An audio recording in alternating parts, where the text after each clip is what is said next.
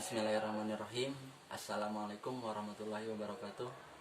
Perkenalkan, nama saya Yadi Sutiana. Saya dari Prodi Ahwalus Sasyah kelas 3A Institut Agama Islam Darussalam.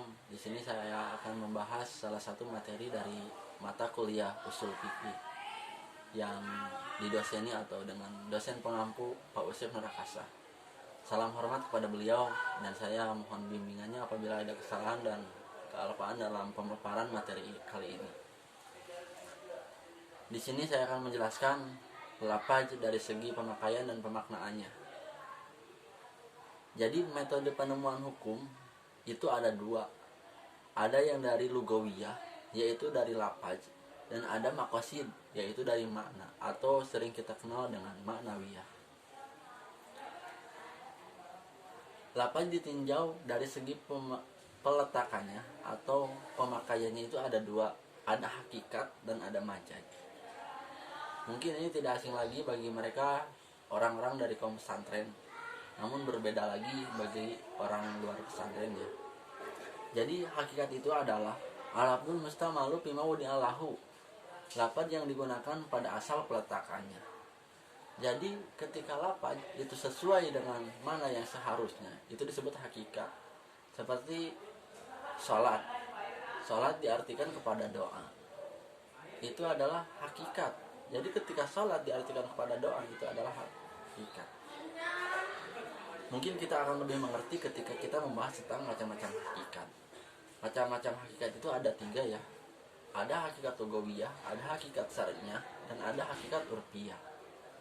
Mari kita bahas satu persatu. Apa sih yang disebut dengan hakikat lugawiyah?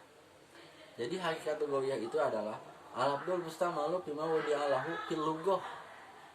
Lafaz yang digunakan untuk makna yang ditentukan itu sesuai dengan lughah atau bahasa. Ya contohnya tadi adalah sholat diartikan kepada doa. Jadi ketika lafaz sholat diartikan kepada doa, itu dinamakan hakikat lugawiyah. Berbeda lagi dengan hakikat syar'iyah. Jadi yang kedua itu adalah hakikat syar'iyah. Terus apa yang disebut dengan hakikat syar'iyah? Hakikat syar'iyah itu al-lafdzul mustamalu bima wudi'allahu fil syar'i. Lafaz yang digunakan untuk mana yang ditentukan itu menurut syara. Jadi ketika lafaz sholat tadi secara lughah adalah doa, berbeda ketika arti dari syar'iyah atau dibahas dari hakikat syar'iyah. Sholat itu adalah ibadah, yaitu aqwalun wa af'alun muftatahatun bitakbir wa muftatamatun bitaslim bisyaraitu wa faraidu mahsusatin. Jadi ketika sebuah ucapan dan sebuah perilaku atau tingkah yang diawali dengan takbir dan diakhiri dengan salam dengan syarat dan keparduan yang ditentukan, itu baru dinamakan sholat. Itulah ketika sholat diartikan sebuah ibadah, maka itu disebut hakikat syar'iyah. Terus berbeda lagi dengan hakikat urfiyah. Terus apa yang dimaksud dengan hakikat urfiyah? Hakikat urfiyah itu al-lafdzul mustamalu bima wudi'allahu fil urf, atau lafaz yang digunakan untuk makna yang ditentukan itu menurut urf atau kebiasaan atau adat. Contohnya lafaz dabbah. Jadi dabbah itu adalah sebuah hewan yang berkaki 4. Jadi ketika lafaz ad-dabbah diartikan sebagai hewan yang berkaki 4, itu disebut hakikat urfiyah. Jadi kebiasaan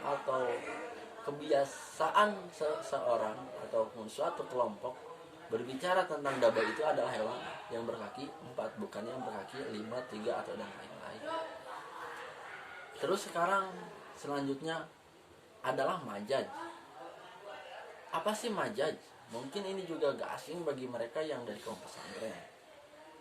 Banyak definisi majaz. Salah satunya ada majaz menurut Ibnu Subki. Al-lafdzul mustamalu biwad insanin li alaqatin. Lafaz yang digunakan untuk pembentukan kedua karena ada keterkaitan. Itu menurut Ibnu Subki. Berbeda lagi dengan Utsaimin. Menurut beliau, al-lafdzul mustamalu fi ghairi ma wudi'alahu. Lafaz yang digunakan bukan pada asal peletakannya, Itu yang dikemukakan oleh Utsaimin. Namun berbeda lagi, ada majaz menurut ahli bayan. Menurut ulama ahli bayan, majaz itu adalah kalimatus tumirat li ghairi mawdi'at lahu li alaqatin ma'a qarinatin mani'atin an iradati ma'nal asli. Jadi setiap kalimat yang dipakai bukan pada mana peletakannya, karena adalah alaqah dan qarinah yang mencegah dari maksud mana asal. Itu menurut ahli bayan. Tapi sebenarnya itu sama-sama saja. Jadi meletakkan mana bukan pada asal peletakannya, itu yang dimaksud dengan majaz. Dalam majaz itu harus ada alaqah dan qarinah. Jadi gak bisa membelokkan suatu makna lafaz ketika tidak ada sebab. Tapi harus ada alaqah dan qarinah yang bisa membelokkan dari mana asalnya. Terus apa yang disebut dengan alaqah? Alaqah itu wasfun munasibun bainal musabbah wal musabbah bih.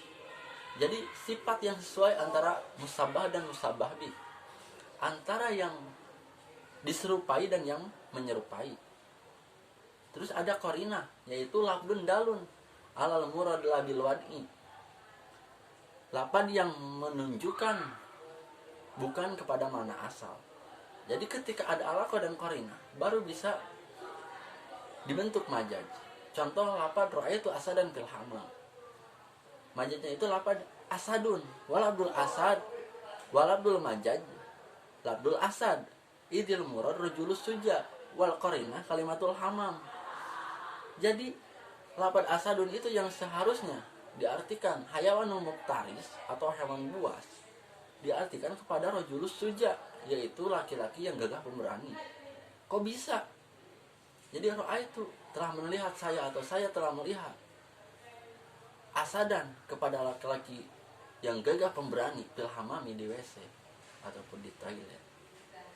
Dan tadi arti asadun itu hayawanul muftaris, hewan buas, tapi di sini diartikan pada laki-laki gagah. Karena ada alaqah dan qarinah. Terus apa ya alaqahnya? Yaitu lafaz saja'ah, gagah. Ketika maung ataupun macan itu gagah dan manusia yang keluar dari WC gagah, itulah yang disebut alaqah atau wasfun munasibun bainal musabbah wal musabbah. Jadi lafaz itu adalah majaz. Terus selanjutnya macam-macam majaz. Macam-macam majaz dari segi peletakannya juga ada 3. Ada majaz lugawi, majaz syar'i, dan ada majaz urfi. Mungkin di sini berbeda-beda contohnya ya, saya tidak akan menjelaskan secara detail karena waktu yang sangat singkat.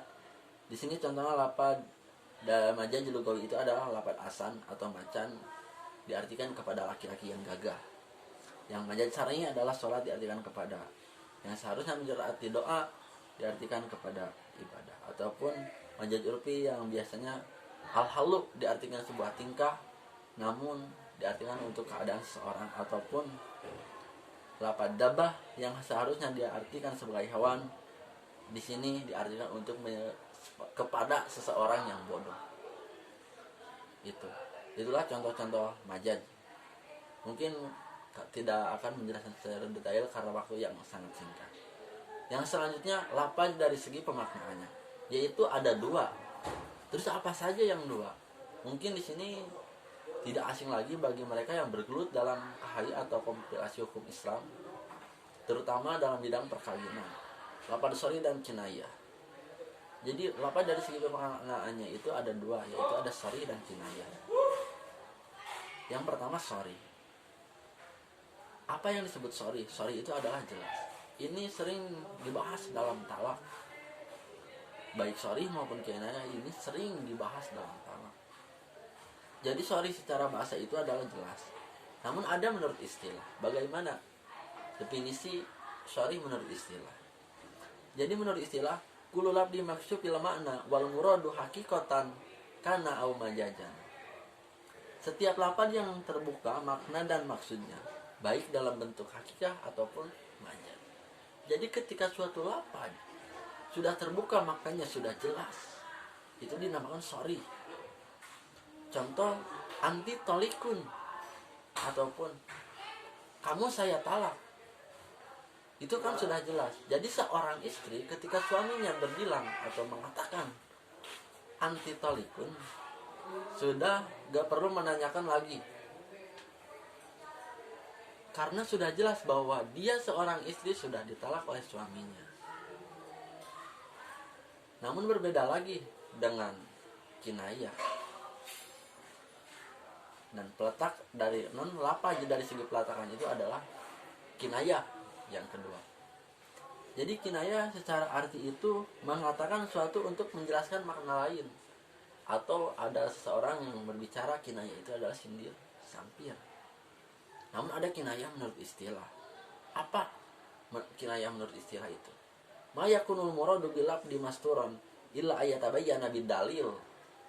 Apa yang dimaksud dengan suatu lafal bersifat tertutup sampai dijelaskan dengan suatu dalil.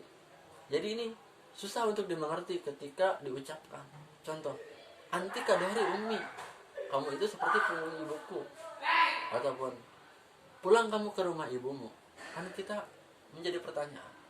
Jadi ketika suami Anda atau suami kalian berkata anti kadohri ummi, harus bertanya-tanya kalian kepada suami Anda. Pakai niat gak? Pakai niat gak? Pakai niat gak? Itu harus sampai menjelaskan suami Anda bahwa dia itu pakai niat atau tidak. Jadi ketika dia pakai niat, berarti dia jadi talaknya. Tapi ketika tidak, berarti dia tidak jadi talaknya.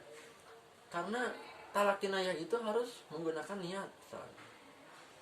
Jadi untuk memperjelasnya, ataupun salah satu dalilnya itu adalah dengan niat memperjelas. Ketika seorang laki-laki mengucapkan anti kadohri ummi. Jadi terus gimana kalau suami kita bohong? Takut bahwa suami kita itu bohong.